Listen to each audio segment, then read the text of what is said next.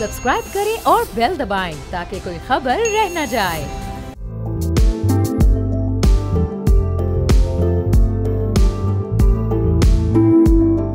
अस्सलाम वालेकुम, मैं हूं जहांगीर। आप देख रहे हैं प्रोग्राम व्यापार। अगले माली साल का बजट अब कुछ ही दिनों में पेश होने जा रहा है। अब देखना है कि किस सेक्टर पर मजीद बोझ डाला जाता है और कौन से सेक्टर को रिलीफ मिल पाता है। कुछ दिन पहले ये ऐलान किया गया था कि वफाकी बजट 2025-26 जून की 2 तारीख को पेश किया जाएगा, लेकिन IMF की शराइत के मुताबिक टैक्स बढ़ाने की कोशिश करने के लिए फिर फेडरल बजट को ताखीर का शिकार किया गया और अब तवक्को ये है कि 10 जून को अब यह कौमी असम्बली में पेश कर दिया जाएगा। हुकूमत पब्लिक सेक्टर डेवलपमेंट प्रोग्राम को फाइनेंस करने के लिए पेट्रोलियम लेवी में अब जो पहले ही 78 रुपए इसमें मजीद इजाफा करने पर इस वक्त गौर कर रही है, जिससे तकरीबन 1 ट्रिलियन की मजीद आमदनी भी हासिल हो सकती है। FBR के मुताबिक IMF के साथ वर्चुअल बातचीत जारी रहेगी, जिसमें टैक्स आदाफ और मुतल्लिका मामलात पर तवज्जो दी जाएगी।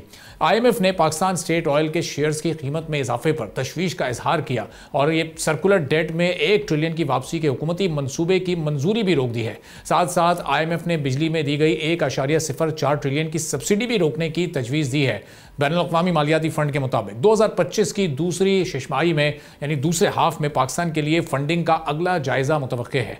आलमी इदारे की तरजीह है कि महंगाई बढ़ने की रफ्तार 5 से 7% के दरमियान रहे और माली साल 2026 में GDP के 1.6% के बुनियादी सरप्लस का हदफ रखा गया है। IMF के मुताबिक माली साल 2026 में GDP का 1.6% बुनियादी सरप्लस हासिल करने के अज़्म पर जोर दिया गया है। IMF मिशन पाकिस्तानी हुक्काम के साथ अपनी बातचीत जारी रखेगा और EFF और RSF प्रोग्राम्स के तहत अगले जायजे करने के लिए 2025 के दूसरे हाफ तक वापस आएगा। अब जो अगला बजट आ रहा है, इसमें फिस्कल रिलीफ कितना हुकूमत के पास मौजूद है, कितना चैलेंजिंग ये बजट होगा, चूँकि IMF कड़ी इस पर नज़र रखी हुई है, कड़ी निगरानी इस पर रखी हुई है और एक आम आदमी के लिए ये बजट कितना आवाम दोस्त हो सकता है, इस पर गुफ्तगू करेंगे। नुमान अब्दुल मजीद साहब हमारे माशियात हमारे साथ मौजूद हैं। नुमान साहब, बहुत शुक्रिया सर, प्रोग्राम के लिए आपने वक्त निकाला। अब सबसे पहले तो एक आम आदमी का ये सवाल होता है कि इस बजट में उसके लिए क्या है, क्या टैक्स पर रिलीफ मिलेगा? हम तो ये देख रहे हैं पेट्रोलियम लेवी लगने जा रही है, तो इसका मतलब महंगाई का एक नया तूफान आने वाला है। देखें, मैं ये समझता हूँ कि महंगाई तकरीबन इसी लेवल पे रहेगी जो 5 से 7% का सिंगल डिजिट की बात हो रही है। क्योंकि देखें, एक तो है महंगाई, एक है महंगाई की शरह। तो जो हमारी, ये तो आपको पता ही है, एक बार जो चीज़ महंगी हो जाए वो तो कभी कम होती नहीं है हमारे यहाँ पे। हमारे यहाँ के शायद दुनिया में कहीं भी नहीं होती। लेकिन अगर महंगाई की शरह भी इसी लेवल पर रहती है 5 से 7% पे, तो उम्मीद कर सकते हैं कि थोड़ी बिज़नेस एक्टिविटी में इंप्रूवमेंट आएगी। बिज़नेस एक्टिविटी बढ़ेगी तो लोगों को नौकरियाँ भी मिलेंगी, लोगों की आमदनी भी बढ़ेगी। तो अगर आप इतना भी कर लें कि रिलीफ की बजाय कोई मज़ीद नए टैक्सेस ना लगाए जाएँ, तो ये भी गनीमत है। अब देखें, IMF का जो बजट है, IMF के पास कोई भी हुकूमत क्यों जाती है? वो इसीलिए जाती है कि जब दुनिया में कहीं और से पैसे नहीं मिल रहे होते। तो IMF के बजट के दौरान, जब वो एक अलग बात है कि हमारा बजट, हर बजट ही IMF का बजट होता है, वो एक अलग चीज़ है। चूँकि हम पाकिस्तान IMF के 25वें प्रोग्राम में हैं और दुनिया के सबसे ज़्यादा IMF के प्रोग्राम लेने वाला मुल्क पाकिस्तान है। तो इसलिए अब हम चूँकि ये एक अनफॉर्चुनेट बात है, लेकिन ये भी बात तय है कि दुनिया के कोई भी मुल्क IMF के दौरान तरक्की नहीं कर सकता, क्योंकि IMF का मकसद होता है रीस्ट्रक्चरिंग, कंसोलिडेशन और मज़ीद खसारे को रोका जा सके। तो अगर तो मज़ीद टैक्सेस नहीं लगते तो ये भी गनीमत है। तो नुमान साहब, अब ज़ाहिर है कि पिछला 1-2 साल का बड़ा चैलेंजिंग पीरियड इस हुकूमत ने गुजारा है। अभी फिस्कल स्पेस, इसका मतलब गवर्नमेंट के पास कुछ भी नहीं है। अगर ये टैक्सेस की जो शरह है, जो पहले ही बड़ी इस वक्त हायर लेवल पर है, अगर ये बरकरार भी रहती है तो सैलरी क्लास तो पहले ही बड़ा पिसा हुआ तबका है, यानी रिलीफ की कोई तवक्को हम ना रखें इसमें। देखिए, फॉर ऑल प्रैक्टिकल पर्पस अगर गवर्नमेंट चाहे भी, तो जैसा कि मैंने कहा, एक तो हमारी डिफेंस की बजट बढ़ा है। ज़ाहिर है कि अभी हमारा मुल्क एक हालत जंग से गुजरा है, तो उसका एक्सपेंस है। फिर हमारी जो पेंशन्स का जो एक्सपेंडिचर है वो हर साल बढ़ता चला जा रहा है। हमारी जो टैक्स बेस है, लेकिन टैक्स बेस में पाकिस्तान का कोई ख़ास इजाफा नहीं हो रहा। हमारे यहाँ कहा जाता है कि हम इन्फोर्समेंट पे बहुत करेंगे, लेकिन एक चीज़ वो भूल जाते हैं कि जब भी हम, जो पाकिस्तान के जो टैक्स रेट्स हैं, अगर आप बिज़नेस के टैक्सेस की बात करें, बिटवीन 40 to 60% एक बिजनेसमैन को टैक्स पे करना पड़ता है। अगर आप लिस्टेड कंपनी को देख लें तो आपका कॉर्पोरेट इनकम टैक्स है, फिर डिविडेंड टैक्स है, ये सेल टैक्स इसके अलावा है। उसके बाद आपने सुपर टैक्स देना है और उसके बाद आखिर में आपने कैपिटल गेन टैक्स भी देना है। तो अब इतने सारे टैक्सेस के बावजूद जो है ना, सिर्फ चंदा लेने की बात ही रह गई है कि गवर्नमेंट कहे कि भाई जो थोड़ा बहुत प्रॉफिट रह गया वो भी आप हमें डोनेशन के तौर पर दे दें। तो ये हालात है। तो ऐसी सूरत हाल में जो बिज़नेस है ना, तो नए बिज़नेस एक्टिविटी को जनरेट करना मुश्किल हो जाता है। और अगर आप टैक्सेस की शरह को मिसाल के तौर पर उन्हीं बिजनेसमैन को अगर आप मज़ीद दबाते रहेंगे और कहेंगे कि इन्फोर्समेंट हम मज़ीद सख्ती करेंगे, तो देखिए एक बुनियादी उसूल है कि अगर आपके टैक्सेस इक्विटेबल हैं, टैक्सेस जस्टिफाइड हैं, टैक्सेस मुनसिफाना है, तब तो अगर आप जाके इसके इन्फोर्समेंट में सख्ती करेंगे तो आपको मस्बत नताइज होंगे। लेकिन अगर टैक्सेस दुनिया की हायर, जो दुनिया के सख्त तरीन या कहना चाहिए दुनिया के ज़्यादा तरीन टैक्सेस होंगे किसी मुल्क के अंदर, अगर वहाँ पर इन्फोर्समेंट सख्त करेंगे तो उसके अंदर करप्शन बढ़ने के चांसेस बहुत ज़्यादा होते हैं। तो मैं समझता हूँ कि इन्फोर्समेंट, कलेक्शन और टैक्स रेट को एक साथ मिला के देखना चाहिए। हमारे मुल्क में टैक्स रेट बहुत ज़्यादा हैं, जब तक हम डिजिटल इकॉनमी की तरफ नहीं, जो डिजिटल इकॉनमी से हम थोड़ा थोड़ा जा रहे हैं, कुछ एक डिजिटल टैक्स एसेट अथॉरिटी भी बनी है हमारे यहाँ, कैपिटल काउंसिल बनी है, तो अब इसको इस्तेमाल करना चाहिए हमारी इकॉनमी के डिजिटलाइजेशन के तौर पर कि टैक्सेस की बेसिस को बढ़ाया जाए, वो भी डिजिटल बेसिस के ऊपर, ताकि उसकी टैक्स कलेक्शन में थोड़ा सा इजाफा किया जा सके। वरना जो लोग अभी टैक्स नेट के दरमियान मौजूद हैं उनमें मजीद टैक्स देने की सकत किसी भी तौर पर मौजूद नहीं है। आप ये भी देखें कि इस वक्त लोगों के लिए अपने बुनियादी खर्चे पूरे करना मुश्किल है, एजुकेशन इंतहाई महंगी है, बाकी बिजली के बिल वगैरह हैं। तो अगर आप ये एक्सपेक्ट करें कि जो लोग टैक्स नेट के अंदर हैं सब मजीद टैक्स लगा देंगे, तो ये तो जो है ना एक ख्याली बात है सर। अच्छा, अब जब बेस नहीं बढ़ रहा, आपने भी कहा कि ज़ाहिर बेस बढ़ाने की कोई कोशिश कामयाब नहीं हो रही, लेकिन हम देख रहे हैं कि जो रेवेन्यू के टारगेट्स हैं वो मुस्तकिल बढ़ाते जा रहे हैं। पिछले साल 40% का इजाफा किया, 1000 अरब का शॉर्टफॉल है, अभी अगली बार फिर ये हो रहा है कि उसमें भी 2-2.5 हज़ार अरब का इजाफा हो जाएगा। तो ये जो इजाफा करते जा रहे हैं, ये टारगेट्स फिर कैसे हासिल करेंगे? वो जो एग्जिस्टिंग टैक्स पेयर्स हैं फिर उन्हीं पर मजीद बोझ लाता जाएगा। देखिए, अगर आप टैक्स बेस नहीं बढ़ाएंगे तो ऑटोमेटिक नतीजा निकलता है। देखें, आप हमारे कई सारे पिछले बजट्स को देखें, IMF इस लिहाज से देखता है कि हमारे खर्चों को तो आप कंट्रोल नहीं कर सकते ना, आपके गवर्नमेंट के एक्सपेंसेस बढ़ रहे हैं, तनख्वाहें बढ़ रही हैं, डिफेंस एक्सपेंडिचर है, आपके इंटरेस्ट की पेमेंट्स हैं, आपका पेंशन, ये सारे खर्चे तो अपनी जगह बढ़ते ही चले जा रहे हैं, तो आप खर्चों को तो कम नहीं कर सकते। अब IMF ने एक टारगेट दिया हुआ है कि आपने एक सर्टन बैंड के अंदर जो है उस खर्चों को पूरा करने के लिए आप एक लिमिट से ज़्यादा बोरोइंग नहीं कर सकते, तो उतना जो आपका एक सर्टन अमाउंट ऑफ रेवेन्यू है वो आपने शुरू करना ही करना है। अब हमेशा गुफ्तगू का जो आगाज़ होता है वो यहाँ से होता है कि हमने नए टैक्स बेस को बढ़ाना है और नए लोगों के ऊपर टैक्स नहीं लगाना। लेकिन आप पिछली पूरी कम से कम रिसेंट ईयर्स की हिस्ट्री उठा के देख लें, 10, 15, 20 साल की उठा के देख लें, आपको अंदाज़ा होगा कि हमेशा बात शुरू तो वहीं से होती है, लेकिन हर बजट का इख्तिताम इसी चीज़ के ऊपर होता है कि जो लोग टैक्स नेट के अंदर हैं उन्हीं पर मजीद टैक्स लगा दिया जाए। तो बज़ाहिर तो इस मरतबा भी कोई ऐसा प्रपोजल सामने नहीं आया कि हम टैक्स बेस को कैसे बढ़ाएंगे, टैक्स टू GDP रेशो को कैसे आगे लेके जाएंगे, क्या हम अपने खर्चों को कम करेंगे। बज़ाहिर तो खर्चे कम होते हुए नज़र नहीं आते।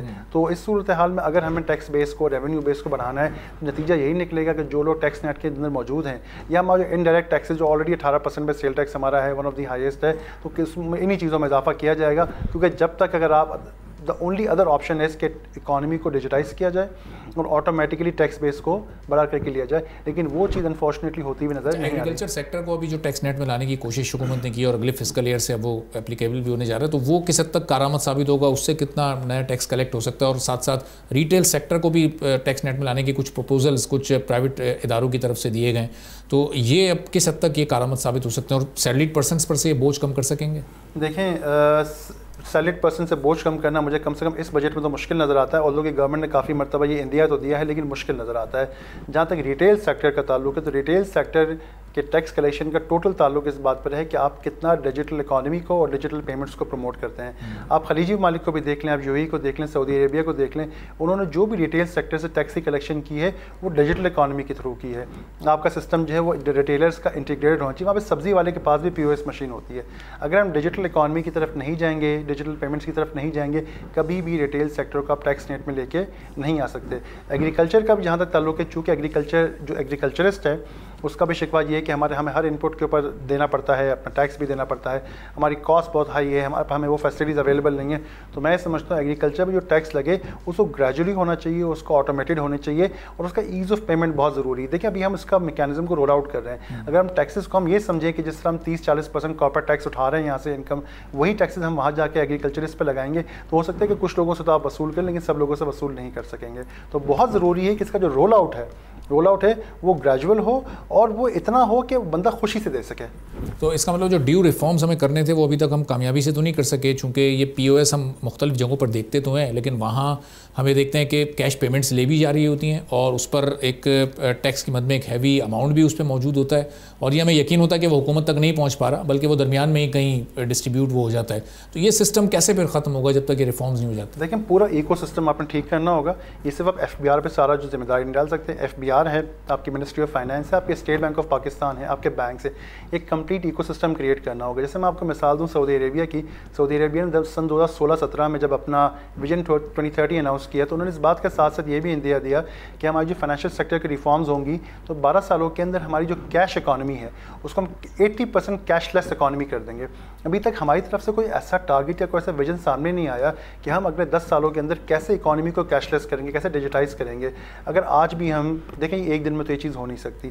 अगर हमको डिजिटल इकॉनमी का प्लान दें, कैशलेस इकॉनमी का प्लान दें, तो 4 से 5 सालों के अंदर, 10 सालों के अंदर हम उम्मीद कर सकते हैं कि हमारा जो रिटेल सेक्टर एटलीस्ट है, पेमेंट सेक्टर है, वो हमारा डिजिटाइज हो जाएगा। और उसके अंदर से भी अगर आप छोटा सा भी टैक्स निकालें ना, अगर मिसाल के तौर पर फुल एंड फाइनल टैक्स आप टॉप लाइन के ऊपर ले लें, तो ऑटोमेटिकली जो है उसका बेनिफिट जो है गवर्नमेंट को भी होगा, आवाम को भी होगा। क्योंकि देखें जब तक टैक्स आसान नहीं होगा देना, अगर आप ये एक्सपेक्ट करें कि जो रिटेलर है वो 50% अपनी आमदन का 40% गवर्नमेंट को टैक्स देगा, तो ये तो एक दीवाने का ख्वाब वाली बात है। तो टैक्सेस को रीजनेबल होना बहुत ज़रूरी है, टैक्सेस को कमर्शियली फीजिबल होना ज़रूरी है, और ईज़ ऑफ पेमेंट बहुत ज़रूरी है। आज के ज़माने जब में जहाँ हम रह रहे हैं, तो ईज़ ऑफ पेमेंट का मतलब ये नहीं है कि आप मैनुअल सिस्टम करें, it has to be an automated system and digital system. उसके अलावा हमारे पास कोई चाराकार नहीं है। तो एक आखिरी सवाल नोमान साहब के, पिछले 2-3 सालों के अगर हम हालात देखें तो एक आम आदमी के लिए बड़े मुश्किल और चैलेंजिंग रहे। वो मुश्किल दौर से हम निकल आए, जो मैक्रो इंडिकेटर्स पॉजिटिव इस वक्त हैं, इनके अब असरात आने वाले दिनों में या अगले साल में हम पहले से बेहतर होते देखेंगे? देखें कुछ बेहतरी तो मैं देख रहा हूँ, इस हवाले से देख रहा हूँ कि जो महंगाई की शरह है उसमें कमी आई है। तो ये होगा कि महंगाई जो बेकाबू था, 100 की चीज़ 200, बेस प्राइस इतना ज़्यादा बढ़ चुका है, बेस बढ़ चुका है। हाँ, तो उसमें लेकिन उसके बावजूद उस तेज़ी से महंगाई होते हुए नजर नहीं आए। जैसे कि हम तुर्की में देखा, पिछले टर्की के अंदर इस वक्त जो पिछले दिनों इन्फ्लेशन रेट था 50% तक पहुँच गया था। हमारा सिंगल डिजिट में इन्फ्लेशन है, हमारा इंटरेस्ट रेट भी मैनेजेबल लेवल तक आ गया है।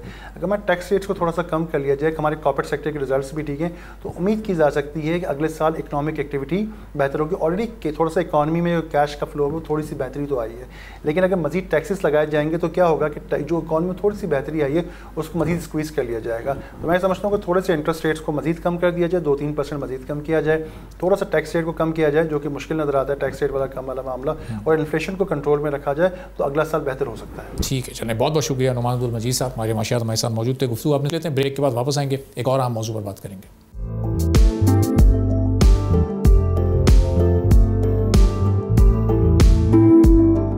एक बार फिर आपको प्रोग्राम में खुशामदीद कहेंगे। किसी भी मुल्क की तरक्की में अहम किरदार उस मुल्क में कारोबार करने वालों के एतमाद से भी होता है, और जिस कदर कारोबारी अफराद को किसी भी मुल्क पर एतमाद बढ़ता जाता है, उस मुल्क में सरमायाकारी भी बढ़ती है, और फिर वहाँ की मईशत भी वक्त के साथ साथ बेहतर होती जाती है। तो गैर मुल्की सरमायाकारों के कारोबारी एतमाद के मुताबिक overseas investors chamber of commerce and industry के सर्वे के मुताबिक पाकिस्तान में कारोबारी एतमाद में 16% का इजाफा हुआ है, जो पिछले 2 सालों में मजमूई तौर पर 25% इजाफा है। मई 2023 में कारोबारी अफराद की पाकिस्तान में सरमायाकारी पर एतमाद की शरह -25% थी, जो मई 2025 में 36% के इजाफे से 11% पर पहुंच चुकी है। और OICCI अरकान की पाकिस्तान में सरमायाकारी पर एतमाद की शरह में भी इजाफा हुआ है, जो 2023 में सिर्फ 6% थी, और मई 2025 तक ये भी बढ़कर अब 16% तक जा पहुंची है। OICCI की रिपोर्ट के मुताबिक पाकिस्तान की मईशत के 3 बड़े और अहम शोबे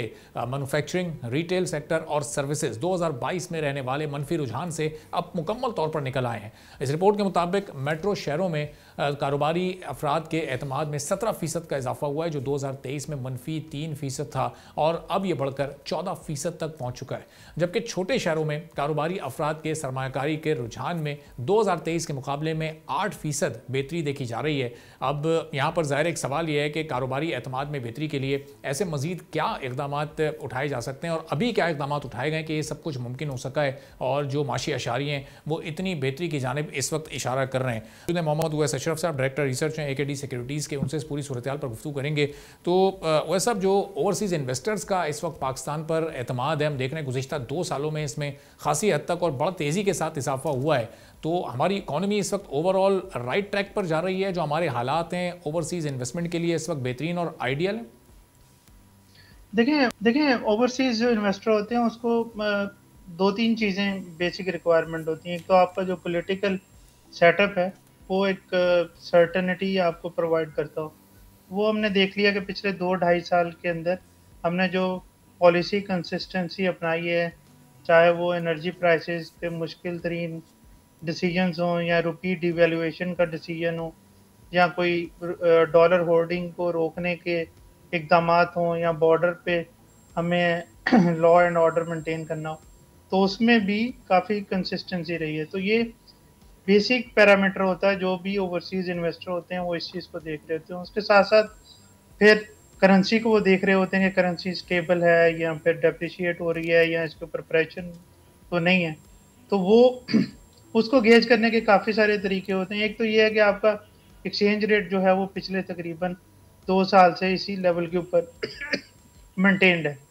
तो इसके साथ साथ अगर हम देखें कि एक रीड का फैक्टर होता है जो मोस्टली यूज होता है कि करेंसी ओवर वैल्यूड है या अंडर वैल्यूड है, एक सॉर्ट ऑफ इंडिकेशन होती है, ट्रू इंडिकेशन तो नहीं होती लेकिन रुपी के प्रेशर को गेज करने के लिए ये बड़ा एक इफेक्टिव टूल है जो state bank of Pakistan provide करता है। तो वो भी इस वक्त बिलो 100 है।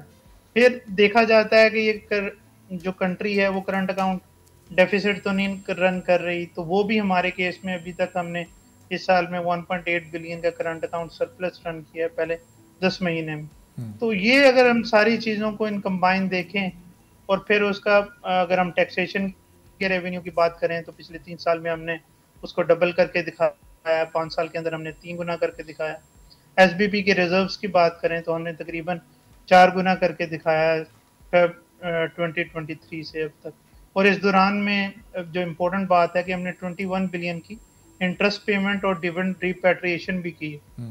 तो ये एक इम्पोर्टेंट बात है। और जो हमारी फॉरवर्ड पोजीशन है कि मतलब जो हम के फ्यूचर में अगर हम आज कोई चीज़ खरीदते हैं और फ्यूचर में उसकी हमें पेमेंट करनी होती है तो वो भी हमारी तकरीबन आधी होगी है, 5.6 बिलियन से कम होके वो तकरीबन अभी 2.4 बिलियन के करीब है।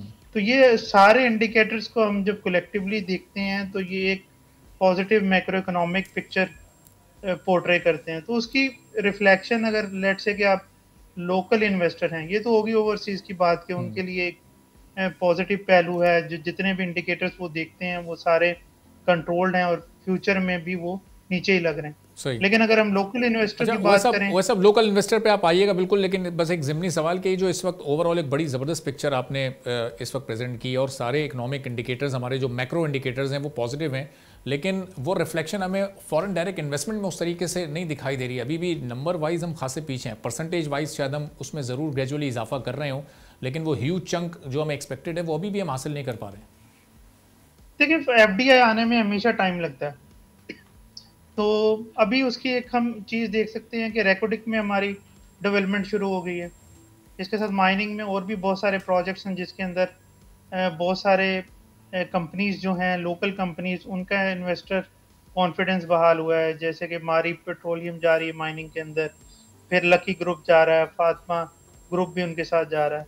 तो इस तरह बहुत सारी और कंपनीज भी माइनिंग के अंदर इंटरेस्ट ले रही हैं। फिर ईएनपी के अंदर अगर हम कंपनीज की बात करें तो रिसेंट जो है ऑक्शन के अंदर बहुत सारा इंटरेस्ट लोकल कंपनीज का देखने में मिला काफ़ी अरसे के बाद। तो एफडीआई आने के अंदर जो आपकी स्टेबिलिटी आ जाती है तो फिर अब फॉरेन इन्वेस्टर देखना शुरू होता है कि भाई मैं किस जगह के अंदर इन्वेस्टमेंट करूं या किस तरह कौन से सेक्टर मुझे अच्छे लगते हैं या कौन से नहीं। तो उसमें पहले आपके लोकल इन्वेस्टर्स ही आते हैं। तो उसमें एक आपका रेकोडिक था जो इतनी देर से बंद पड़ा था, वो आपका एक चलना शुरू हो गया, एक बिग टिकर प्रोजेक्ट है। जब वो चलना शुरू होगा तो उसके साथ आपका BYD है जो पाकिस्तान के अंदर आ रहा है, फिर चाइनीज़ अदर कंपनीज भी हैं, टायर्स में भी वो आए हैं, दूसरे ईवी मैन्युफैक्चरिंग में भी वो आ रहे हैं। फिर OMCs की बात करें तो उसमें भी उन्होंने काफ़ी सारे स्टेक्स इंटरनेशनल फर्म्स ने हमारी लोकल कंपनीज में परचेज किए हैं या एक्सचेंज ऑफ हैंड्स हुए हैं। इसी तरह डिफरेंट कंट्रीज है, जैसे प्राइम मिनिस्टर के रिसेंट विजिट थे तुर्की के और अदर कंट्रीज के, तो वहाँ से भी हमें कमिटमेंट्स हैं। तो वैसा ये इसका मतलब लोकल इन्वेस्टर का इंटरेस्ट और उनकी इन्वेस्टमेंट गारंटी है फॉरेन डायरेक्ट इन्वेस्टमेंट को अट्रैक्ट करने के लिए, चूँकि पिछले 24-25 साल के फिगर्स हैं वो एक ही जगह पर स्टैटिक हैं अभी तक। तो लोकल इन्वेस्टर्स ने इस दौरान कोशिशें नहीं की हैं इस फॉरेन डायरेक्ट इन्वेस्टमेंट को बढ़ाने के लिए? देखिए जो लोकल इन्वेस्टर होता है वो पहले उसका कॉन्फिडेंस गेज करना ज़रूरी होता है, लेकिन अनफॉर्चुनेटली 2017 से लेके अब तक हम थोड़ा सा पॉलिटिकली अनसर्टेनिटी का शिकार रहे। फिर वो हमारी रुपी डिवैल्यूएशन में भी वो चीज़ें नज़र आई। तो जब डॉलर इतनी तेज़ी से निकल रहा होता है तो फिर बिजनेस के लिए भी डिसीजन बनाना मुश्किल हो जाता है। और अगर फॉरेन इन्वेस्टर उस टाइम पे पैसा डालता है किसी मुल्क में, तो अगर लेट से वो $1 डाल रहा है तो 104 के हिसाब से उसको पैसे मिले। अब वो बाहर वही $1 लेके जाना चाह रहा है तो वो उसको 0.3 या 25 सेंट ही शायद वो लेकर जा पाएगा। तो वो ये चीज़ें भी देख रहे होते हैं। तो आपको पहली चीज़ तो आपको लीडरशिप की कंसिस्टेंसी चाहिए कि पॉलिसी कंसिस्टेंसी हो, तो वो हमने डिलीवर कर दिया। नेक्स्ट हमें करेंसी स्टेबिलिटी चाहिए होती है, तो वो आपने प्रोवाइड कर दी। थर्ड, आपने रिजर्व्स बिल्ड करने होते हैं ताकि फॉरेन इन्वेस्टर का कॉन्फिडेंस रहे कि वो अगर वो पैसा आज लगाता है तो 4 साल के बाद, 5 साल के बाद या 10 साल के बाद ये कंट्री इस कैपेसिटी में होगा कि उसको उतनी अमाउंट अगर वो डॉलर टर्म में लेके जाए तो वो उसको रिटर्न हो सके। तो ये 2-3 इंडिकेटर तो हमने अभी तक पूरे कर दिए हैं। तो उसमें फिर होगा, अब लोकल इन्वेस्टर्स पहले रेवेन्यू टैप करते हैं, जैसे हम कॉर्पोरेट फार्मिंग में जा रहे हैं, माइनिंग में जा रहे हैं, क्रिप्टो में जा रहे हैं। तो ये पहले तो लोकल इन्वेस्टर्स आते हैं, फिर उसके साथ साथ जब उनका इंटरेस्ट डेवलप होना शुरू होता है तो फिर फॉरेन इन्वेस्टमेंट भी आती है। अच्छा, अब ये जो इस वक्त स्टॉक मार्केट की फ्लक्चुएशन है, ये कितना किसी इन्वेस्टर के एतमाद को शेकी कर सकती है? चूँकि हमने देखा ज़ाहिर है वो हालात असरअंदाज होते हैं, बाज़ औक़ात जो सियासी हालात मुल्क के अंदर होते हैं वो भी हमारी स्टॉक मार्केट पर असरअंदाज होते हैं। तो फ्लक्चुएशन ऐसी है कि कभी बहुत ज़्यादा पिछले कुछ दिनों में हमने इसका फॉल डाउन होते देखा, कभी हमने बहुत ऊपर जाते भी नए नए रिकॉर्ड बनते भी देखें। तो ये भी एक फैक्टर है किसी हद तक इन्वेस्टमेंट को या इन्वेस्टर को मुतासर करने का। देखिए, सारी बातें आपकी ठीक हैं, लेकिन उसके साथ साथ आप ये भी देखें कि इंडेक्स अभी तकरीबन ऑल टाइम हाई के करीब तरीन ट्रेड कर रहा है। तो ये तकरीबन यहाँ से अपने मतलब 3 साल में इसने 3 गुना रिटर्न दिया। 40,000 से हम अब 1,20,000 के इंडेक्स के करीब हैं। तो उसमें जो हमारी इंडिया के साथ एस्केलेशन थी उसका भी मेजर रोल था, जिसकी वजह से मार्केट में प्रेशर था। तो देखें, वो जैसे ही एस्केलेशन सीज फायर की बात आई तो मार्केट ने आपको हाईएस्ट पॉइंट भी एक दिन के अंदर गेन करके दिखाया। तो ये आपको रिफ्लेक्ट करता है कि इन्वेस्टर कॉन्फिडेंस जो है वो मार्केट के अंदर बहुत स्ट्रॉन्ग है इस टाइम के ऊपर। और इंशाल्लाह आने वाले वक्तों के अंदर जैसे जैसे बजट के ऊपर क्लैरिटी आएगी, क्योंकि IMF ने आपका जो 2.1% का पहले टारगेट था प्राइमरी सरप्लस का, जो पिछले साल भी 2.1% था और इस साल भी 2.1% ही होना था, और अगर हम रुपये में कन्वर्ट करें तो शायद ये 2.4-2.5 ट्रिलियन रुपीस के करीब बनता। तो उसको भी IMF ने कम करके 1.6% इस साल रखा है।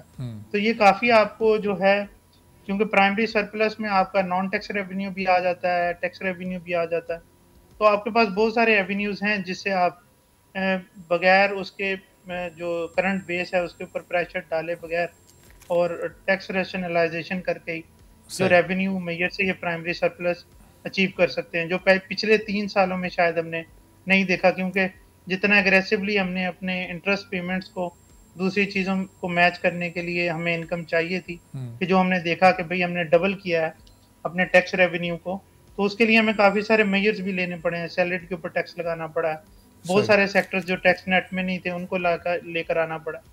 तो वो शायद इस दफ़ा हमें ज़्यादा नज़र आए कि हम एग्रीकल्चर से टैक्स कैसे ले सकते हैं, रिटेल से कैसे ले सकते हैं, जो दूसरे सर्विसेज सेक्टर्स हैं टैक्स नेट में नहीं आ रहे, तो हम डिजिटलाइजेशन FBR की कैसे सूद बंद कर सकते हैं। तो उन चीज़ों पे मेरा ख्याल है कि अब फोकस ज़्यादा रहेगा रेदर देन के टैक्सेशन रेट आपको। तो एक आखिरी सवाल हुआ सब कि ये अभी जब आपने इंडेक्स की बात की मार्केट के, वो ऑल टाइम हाई बना भी रहा है, अभी भी उसके करीब है, तो ये इंडेक्स तो ऑल टाइम हाई जा रहा है, क्या मार्केट का वॉल्यूम भी इसी तरह ऑल टाइम हाई जा रहा है या उसमें भी यही इंक्रीज आया है उसी प्रोपोर्शन से? देखिए, वॉल्यूम्स जो हैं वो ऑल टाइम हाई से तो थोड़ा आपका 30% कम ही, लेकिन इंटरेस्ट अगर आप वैसे देखें हिस्टोरिकली तो जो अभी भी 600 या 500 मिलियन के करीब काम हो जाता है या 700 मिलियन शेयर के करीब काम हो जाता है, तो ये भी अगर ऑन एवरेज हम पिछले 5-6 सालों में देखें तो वहाँ से तकरीबन डबल से ज़्यादा है। तो ये भी एक खुशाइन बात है कि मार्केट की भी आपकी ऑल टाइम हाई पे है और वॉल्यूम्स भी आपके लग रहे हैं। तो जो आपकी स्टोरी होती है तो वो उसके ऊपर अब मार्केट रिएक्ट करती है, जैसे जो कि पहले केस नहीं होता था। ठीक है, बहुत बहुत शुक्रिया मोहम्मद उवैस अशरफ साहब, डायरेक्टर रिसर्च AKD सिक्योरिटीज़ हमारे साथ मौजूद। आपने सुनी, एक ब्रेक लेते हैं, ब्रेक के बाद वापस आएंगे, एक और अहम मौजू पर बात करेंगे।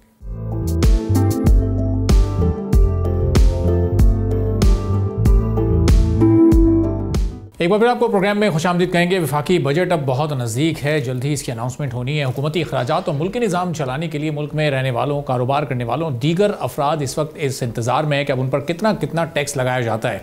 ख़ासतौर पर जो मुलाजमत पेशा अफराद हैं उन्होंने इनकम टैक्स की मद में एक बड़ा हिस्सा पिछले कुछ सालों में शामिल किया है, जो तक और पिछले जो ये साल गुजर रहा है अभी इसमें 437 अरब का इनका हिस्सा बनता है, जबकि ताजरों को टैक्स नेट में लाने के लिए 50 अरब का हदफ रखा गया था। और इस हदफ को रखकर एक स्कीम शुरू की गई थी जिसका नाम ताजिर दोस्त स्कीम था, लेकिन इस स्कीम में सिर्फ चंद लाख रुपए ही जमा हो सके हैं। अब तोला एसोसिएट्स की जानिब से टैक्स चोरी को रोकने और ब्लैक इकोनॉमी को कम करने के लिए ताजिरों पर 1% टैक्स लगाने की तजवीज़ सामने आई है। और इसके साथ साथ एक रिपोर्ट में इस बात पर भी जोर दिया गया है कि रिटेल और खाने की दुकानों पर कैश लेन देन की जो हद है उसको 5,000 से 10,000 के दरमियान कर दिया जाए और इलेक्ट्रॉनिक पेमेंट को लाजमी बना दिया जाए। इस रिपोर्ट के मुताबिक अगर करंट अकाउंट खसारा जीडीपी के 0.5% पर रहता है तो शरह मुबादला 276 रुपये फ़ी डॉलर के करीब मुस्तहकम होना चाहिए, लेकिन अमरीकी डॉलर अगले माली साल में 290 से 295 रुपये तक कम हो सकता है, जिसके नतीजे में अफराते ज़र का असर 3% तक होगा। अब इस रिपोर्ट में एक्सपोर्ट्स के लिए भी पॉलिसियों में इंडस्ट्रियल इंटरेस्ट रेट बेहतर बनाने, लॉन्ग टर्म इस्तेहकाम के लिए टेक्सटाइल, फार्मास्यूटिकल और इंजीनियरिंग जैसे शोबों में कारकर्दगी पर मबनी सब्सिडी की अहमियत पर जोर दिया गया है। इंडस्ट्रियल ग्रोथ के लिए इंटरेस्ट रेट को मजीद कम करने का मुतालबा भी किया गया है, जो अभी 11% पर मौजूद है। इस रिपोर्ट में हुकूमत पर भी जोर दिया गया है कि मैन्युफैक्चरिंग के लिए ज़ीरो मार्कअप लोन स्कीम्स मुतारिफ कराई जाएं। इस बात का भी खदशा इस रिपोर्ट में जाहिर किया गया है कि FBR अपने टैक्स वसूली के 14.1 ट्रिलियन के हदफ के हुसूल में नाकाम रहेगी और सिर्फ 13.5 ट्रिलियन रुपए ही वसूल कर सकेगी।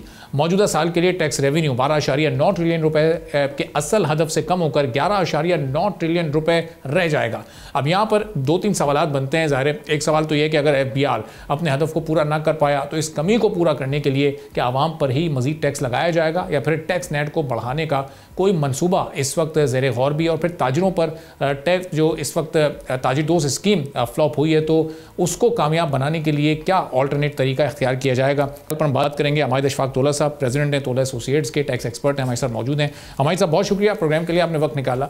अब ये जो 1% टैक्स का नफाज है ताजिरों पर, ये किस तरह से इंप्लीमेंट होगा, इसका तरीकाकार क्या होगा? ताजिर दोस्त स्कीम के बारे में तो एक एक्सपेक्टेशन थी भी पहले से कि ये कामयाब नहीं होगी, चूंकि असखुद तो यहाँ पर कोई भी टैक्स देने के लिए तैयार नहीं है। तो अब इसका ऑल्टरनेट बेहतरीन सोल्यूशन क्या है आपकी नज़र में? Thank you very much. देखिए ये RRMC की रिपोर्ट के थ्रू भी यही सजेस्ट हुआ था कि एक जो है अक्रॉस द बोर्ड एक विदहोल्डिंग टैक्स लगाया जाए। इसको अब हमने प्रपोज किया कि जी 1% होना चाहिए और अप टू 3 करोड़ से ऊपर जिसकी भी ये इनकम है उस पे फिर ये उसकी इनकम पे मिनिमम टैक्स हो जाना चाहिए। अब इसमें होगा ये कि एक थ्रेशोल्ड बन गया कि जी ठीक है 3 करोड़ या उससे ऊपर, अब उसमें फिर जो आप समझे एक सब कैटेगरी क्रिएट हो जाएगी कि जी ठीक है ये जो ताजिर हैं इनकी क्योंकि इतनी इससे ज़्यादा इनकम है तो ये इनको लाजमी है कि इतना मिनिमम तो इनको टैक्स देना पड़ेगा। तो उससे ये होगा कि एक तो एक सब कैटेगरी क्रिएट हो जाएगी विच इज़ गुड, क्योंकि जिनकी इनकम ज़्यादा होती है उनको वैसे ही ज़्यादा टैक्स का शेयर बेयर करना चाहिए। तो वहाँ पे इक्विटी भी क्रिएट होगी और जिसकी इनकम ज़्यादा है वो उतने उस हिसाब से मिनिमम टैक्स भी बेयर करेगा। I think it will be good for the system. दूसरा ये कि जहाँ तक आपने ताजिर दोस्त स्कीम की बात करी, देखिए ये तो हमारा डे 1 से यही ओपिनियन है कि नॉन स्टार्टर स्कीम थी।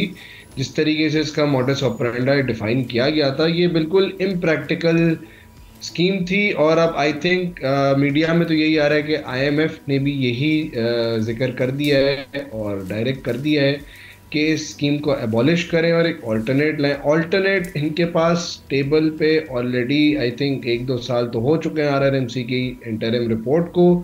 Alternate was always there, it still is there. हमने इसको थोड़ा सा फाइन ट्यून करके दोबारा प्रेजेंट किया है क्योंकि तोला साहब, अशफाक तोला साहब RRMC के चेयरमैन थे, मिनिस्टर ऑफ स्टेट थे उस वक्त जिस वक्त ये सारे प्रपोजल्स उन्होंने ऑथर करे थे एक बहुत कॉम्प्रिहेंसिव रिपोर्ट के तहत।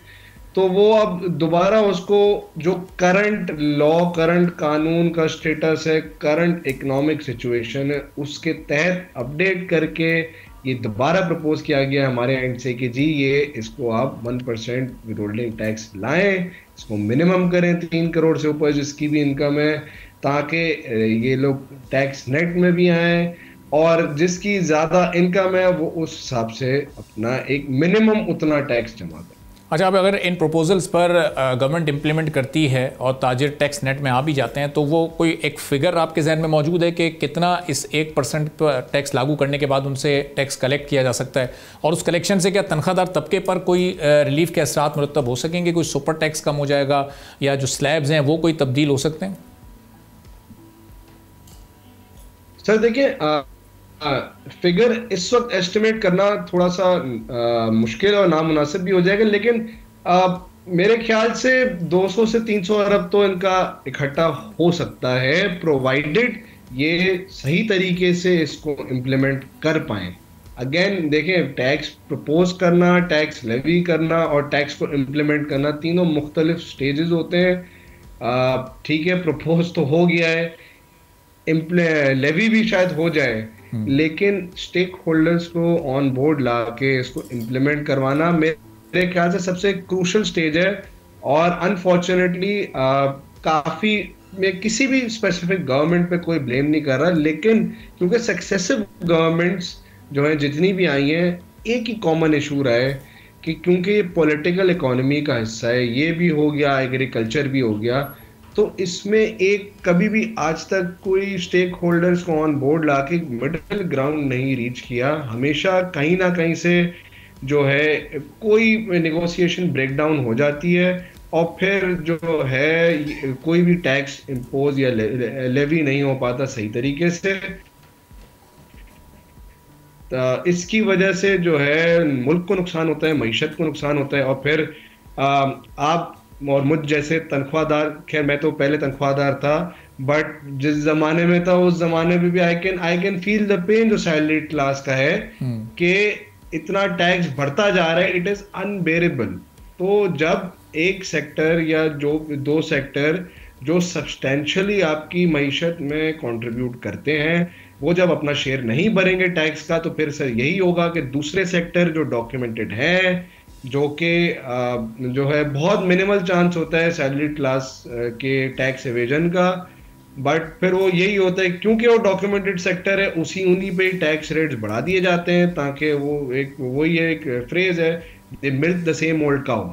सही, अब ये जो प्रपोजल इस वक्त आ चुके हैं गवर्नमेंट के पास, और जो इस पर टैक्स जो बजट की अनाउंसमेंट है वो 2 हफ्ते में होनी है, तो स्टेक होल्डर्स को जो आपने इस वक्त ऑन बोर्ड लेने की अहमियत पर जोर दिया, अब इतना वक्त इस वक्त है, इन 2 हफ्तों में सारी चीज़ें स्मूथली हो सकती हैं, या हुकूमत अभी भी थोड़ी सी हमें गैर संजीदा इस सिलसिले में महसूस हो रही है?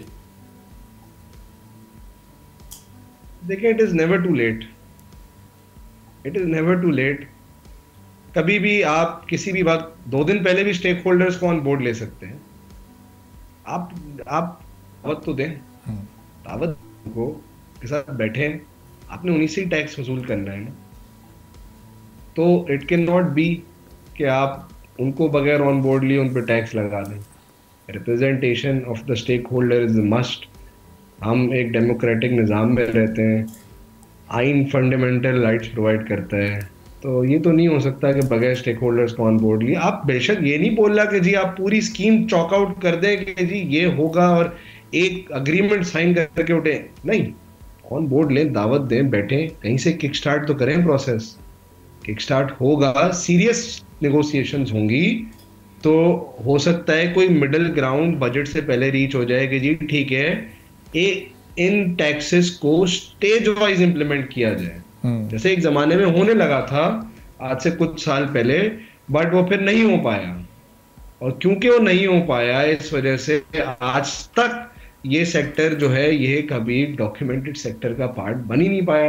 खसूसन जो टैक्स नेट का पार्ट है, चले documented sector aside, tax net का पार्ट नहीं बन पाया। सही। अब ये जो इस साल का रेवेन्यू टारगेट था और 1000 अरब अगर हम शॉर्टफॉल पर रहते हैं तो ये इस वक्त कितना संजीदा इशू हो सकता है, चूँकि अगले साल के लिए इसको भी बड़ा एम्बिशियस कहा जा रहा था लास्ट ईयर, और अब इससे भी बड़ा एक टारगेट सेट करने FBR और हमारी हुकूमत जा रही है। तो अब यहाँ हम 1000 अरब के शॉर्टफॉल पर खड़े हैं, तो अगले बजट और अगले टारगेट तक पहुँचने के लिए क्या एक्सपेक्टेशंस हमें रखनी चाहिए, क्या क्या नए वो वेज हो सकते हैं टैक्स को कलेक्ट करने के, उसके शॉर्टफॉल को हम कम से कम कर सकें? देखिए, इस साल तो आपके शो में और बाकी और भी मीडिया चैनल्स पे बार बार ये कहता रहा हूँ, from the very first day, ये जो करंट माली साल है इसका टारगेट बहुत ज़्यादा एम्बिशियस था। एक होता है एम्बिशियस, एक होता है overly ambitious. It was overly ambitious. And क्यों ओवरली एम्बिशियस था? क्योंकि एक तो इन्होंने डॉक्यूमेंटेड सेक्टर पे मजीद टैक्स रेट्स बढ़ा दिए।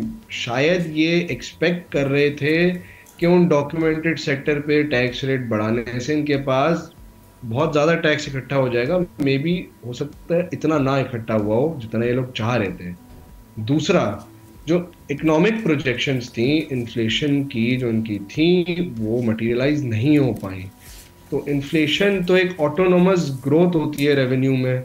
जब वो इन्फ्लेशन ही आपकी इतनी कम आना शुरू हो गई तो उसका नेचुरल इम्पैक्ट रेवेन्यू में ट्रांसलेट हो गया। और इस वजह से जो है, और बाकी और भी फैक्टर्स हैं, जैसे कुछ टैक्स मेजर्स इन्होंने इम्प्लीमेंट सही तरीके से नहीं कर पाए होंगे, इन्फोर्स सही तरीके से नहीं कर पाए होंगे, इस वजह से भी हो सकता है। सेकेंडली, अब जाहिर सी बात है, जब भी आप एक नया टैक्स मेजर लेवी करते हैं तो टैक्स पे लिटिगेशन हो सकता है, लिटिगेशन में भी चले जाए।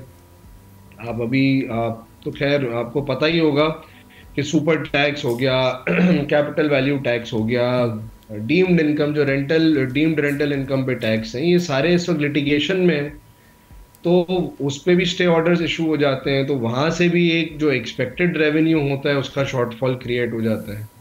सही। तो बहुत सारे वेक्टर्स और फैक्टर्स होते हैं, कंसिडरिंग के किस तरीके से लेजिस्लेशन होती है, प्रैक्टिकल होती है नहीं होती, इम्प्लीमेंटेशन किस तरीके से लोग करना चाह रहे हैं, तो ये भी होता है। आपने देखा होगा विंडफॉल टैक्स लेवी हुआ, फिर उस पे स्टे ऑर्डर इशू हुआ, फिर वो डिसाइड हुआ सिंध हाई कोर्ट से, तो फिर वो आई थिंक मैंने सुना है मीडिया के थ्रू के जी रिकवर भी हुआ बैंक से।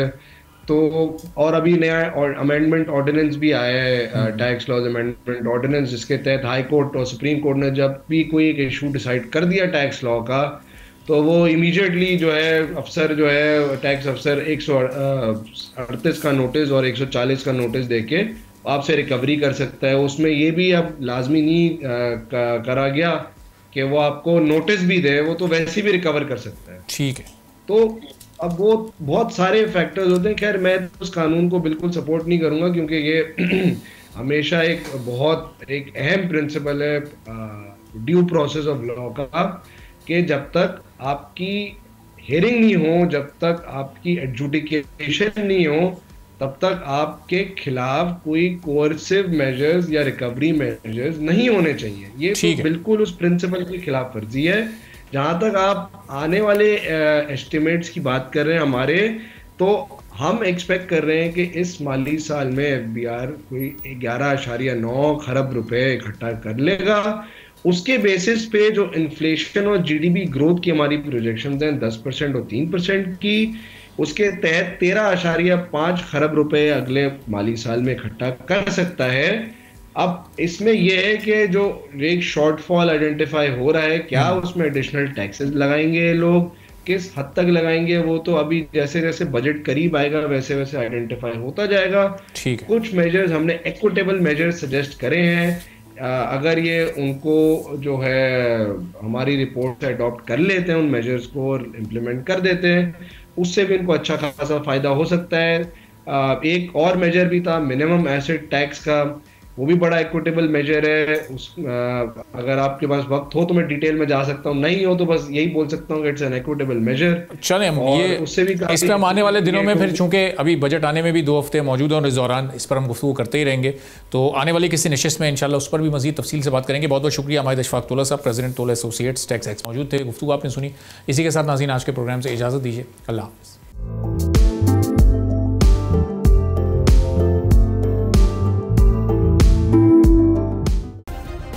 सब्सक्राइब करें और बेल दबाएं ताकि कोई खबर रह न जाए।